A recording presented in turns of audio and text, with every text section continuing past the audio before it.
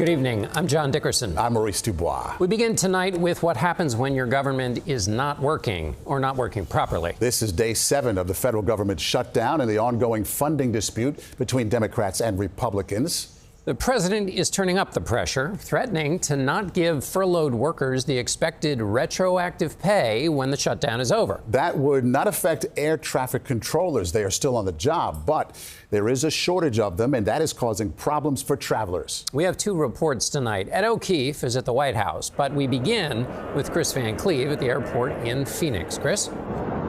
Air traffic control shortages are hitting travelers for another day, this time at very busy airports like DFW, Chicago O'Hare, and in particular in Nashville. Last night, those shortages left one air traffic control tower empty.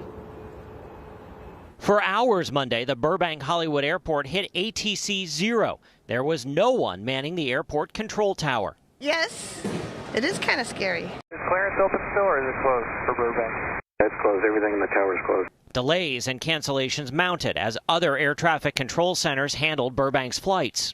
Is it because of the shutdown that you guys are going? It's for staffing. But the issue goes beyond just Burbank. Today, several more FAA facilities across the country experienced staffing issues amidst an increase in sick calls, including the Nashville airport, which is seeing long delays. A CBS News data analysis found the FAA has flagged more air traffic control facilities for low staffing in the days since the government shutdown than any time since the summer of 2022, when the post-COVID travel boom sent delays and cancellations soaring.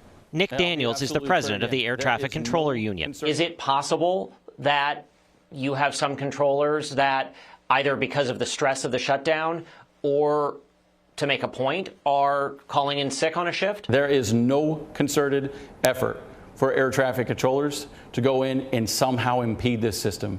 But what it shouldn't be is waiting to see how long air traffic controllers can last, waiting to see when we do break in a system that we know is as fragile as it is today. The FAA says it will slow down flights to maintain safety during staffing shortages.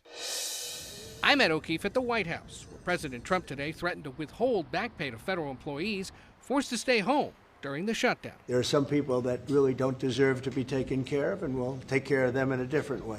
A 2019 law Trump signed says all federal employees, like those air traffic controllers who work during a shutdown and thousands who don't, will be paid back once it's over.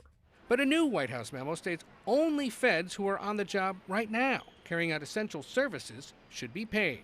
Trump first appeared to agree, but then said, I follow the law, and what the law says is correct. The threat to defy the law was condemned by many Republicans. I think it's a horrible message to send to people who are basically hostages right now to the Democrats shutting down the government, not agreeing to a clean CR. Treasury employee Eric King, furloughed since last Wednesday, says the president's threat isn't fair. It's going to be a hit. It's going to impact my quality of life. It's going to impact how I care for my family.